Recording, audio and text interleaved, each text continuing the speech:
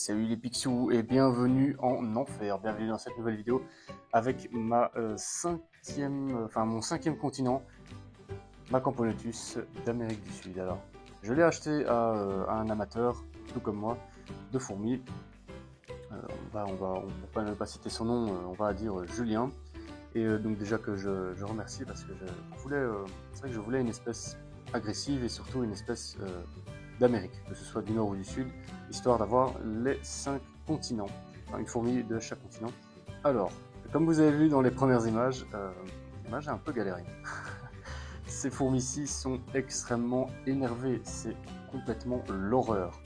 Elles sont, j'ai jamais vu ça, franchement, elles sont tout le temps vénères, elles essayent tout le temps de partir. Vous avez vu ici au niveau du tube, regardez, je viens de fermer il y a 2 ou 3 minutes, elle est déjà en train d'essayer d'ouvrir le... elle va y arriver, hein. Regardez comme elle s'acharne, c'est vraiment impressionnant. Heureusement j'ai fait une commande chez Ant Center avec une cuve et donc là je pourrais sécuriser tout ce qui concerne les raccords, etc. J'avoue que je suis assez impatient puisque quand je les vois s'énerver comme ça, et je peux vous dire que j'ai quand même eu un peu du mal à les ramasser. J'ai eu quand même peur, j'ai été mordu 2-3 fois, pas à 100 mais parce qu'il y avait que les petites qui pouvaient s'enfuir. Et honnêtement on le sent, c'est vraiment pas agréable. Peut-être qu'à l'occasion je vous ferai une démo pour vous montrer, même si je suis pas super chaud parce que c'est voilà, ça fait pas spécialement, c'est pas très douloureux, mais c'est comme quand vous prenez une épine, je sais pas, une épine d'aubépine simplement, je dirais ça, donc ça fait mal sans être vraiment extrêmement douloureux. Dans tous les cas, c'est pas super plaisant. Sinon voilà, je ne suis pas extrêmement sûr de l'espèce en question, donc c'est une Camponotus, ça c'est sûr. Entre Rufipes ou alors Rengeri, je crois que ce serait plutôt une Camponotus Rufipes. Pas sûr et certain, elle a une couleur quand même relativement sombre. Mais au niveau des pattes, elles sont plus jaunes, alors que si je me souviens bien, les Rengeri, c'est un peu plus orange-rouge. Après voilà, vous savez aussi, hein, au niveau des espèces, ça peut changer. Donc voilà, à l'occasion, je prendrai une morte et je l'enverrai quelque part, où je demanderai à quelqu'un qui s'y connaît vraiment de pouvoir les identifier. Donc voilà, je les ai eus, il y a eu, enfin, vous voyez, hein, il y a quelques mortes, hein, j'ai eu une quinzaine de mortes en tout, j'en ai déjà retiré certaines, mais c'est pas possible de toutes les retirer tellement que ces fourmis sont énervées, c'est vraiment hyper impressionnant. Quand je déposais la gelée ici, bon, j'aurais dû le filmer, mais en même temps je crois que j'aurais pas vraiment su faire de belles images.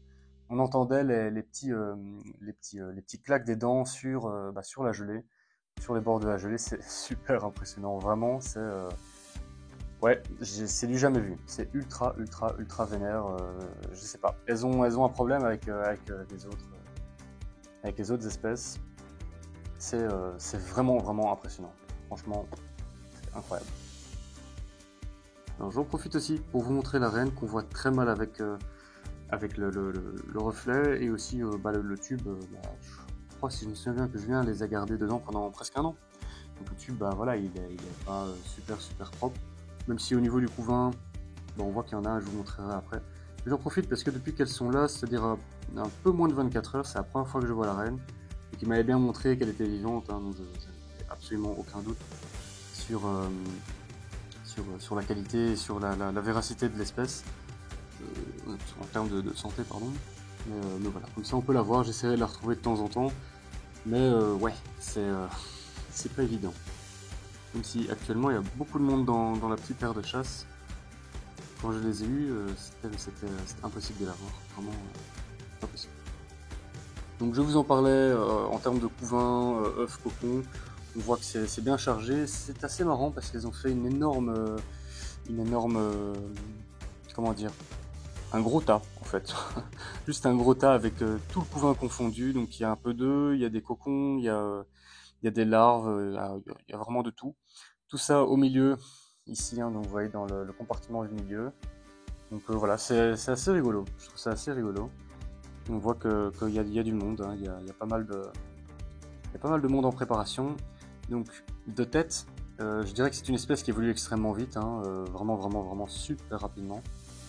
Un petit peu moins que les Camponotus Rengeri. Je crois que c'est une des espèces qui évolue le plus rapidement. Peut-être avec les Iridomyrmex purpureus, en tout cas de ce que je connais, c'est-à-dire pas grand-chose au final. C'est des espèces qui évoluent très vite. D'ailleurs, mes Iridomyrmex pour l'instant elles sont toujours en pause. J'ai eu pas mal de pertes aussi, mais voilà, il y a encore pas mal d'œufs qui ont été répondus dans les jours à venir. Je ne vous ferai pas une vidéo tout de suite, mais sachez que tout va bien. Donc voilà, le tube a été bien fermé, je crois qu'il avait, il avait un peu peur que ça s'enfuit dans le colis. Le colis était super bien emballé en passant, donc voilà, je le remercie encore à ce niveau-là. Donc malheureusement, j'avais demandé qu'on les dépose chez mes voisins, mais mes voisins n'étaient pas là. D'habitude, ils sont en télétravail le jour de la livraison, mais là, c'était pas le cas. Du coup, elles sont restées pendant un peu plus de 24 heures, environ 36 heures, je pense, dans leur colis. Et avec la chaleur, il y a eu quelques pertes, mais voilà, rien d'alarmant. Elles sont encore occupées, mais celle-là, elle a quelque chose. Elle a quelque chose contre le monde extérieur. Hein. Elle a quelque chose contre le monde extérieur. Donc voilà, sinon, comme vous l'avez remarqué, j'ai pas fait de vidéo pendant un mois. Voilà, j'ai un nouveau boulot. Voilà, je vais pas trop en parler parce que je crois pas que ça vous intéresse, mais nouveau boulot, etc. Donc, j'ai pas eu énormément de temps déjà pour moi, pour ma vie privée, etc. Et puis alors pour les fourmis, c'est vrai que c'est passé un petit peu en troisième rideau en termes d'importance. Voilà, tout se passe bien. Aujourd'hui, je vais vous filmer, vu que j'ai du temps, je vais vous filmer plusieurs vidéos que je posterai dans les semaines à venir. Et donc, voilà, vous aurez du contenu pendant 3 ou 4 semaines, même plus d'affilée. Enfin, pas d'affilée, parce que je crois que je vais faire une vidéo toutes les 2 semaines. Tout simplement pour pouvoir vous proposer du contenu de manière permanente, mais pas toutes les semaines. J'ai pas assez d'espèces en fait, même si c'est ma 9e, je pense. En fait, au final, 9 espèces, voilà, je vais pas vous faire une vidéo tous les mois sur chaque espèce, c'est pas toujours très intéressant. Donc voilà, je vais partir sur du 2 semaines comme j'avais fait avant. Je pense que je vais changer le jour, puisque la fourmi gauloise sort aussi sa vidéo le jeudi. Je crois qu'il la sort toujours une demi-heure avant la mienne. Et donc depuis que je les sors le jeudi en même temps que lui, je vois qu'il y a un petit peu moins de vues.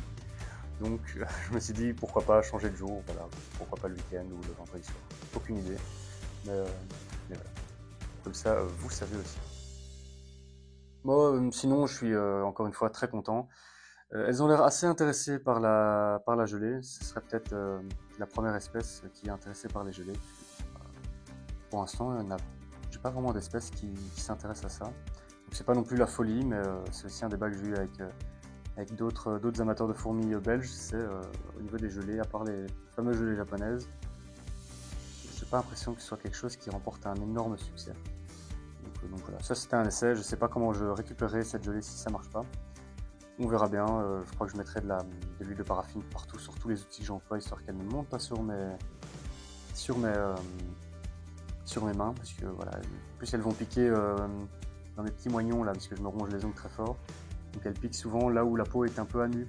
Et c'est vraiment pas agréable. Vraiment, si je peux éviter, je le ferai. Donc vous voyez, elles essaient vraiment de monter en permanence.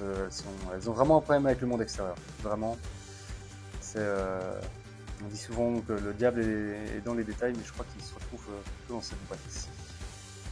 Écoutez, merci beaucoup d'avoir regardé cette vidéo. J'espère qu'elle n'est pas trop courte. De toute façon, on passera dans un format comme ça, environ 10 minutes.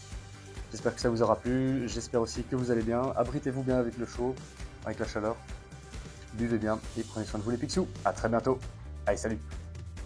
Cliquez, bande, laissez les commentaires, bande de clique.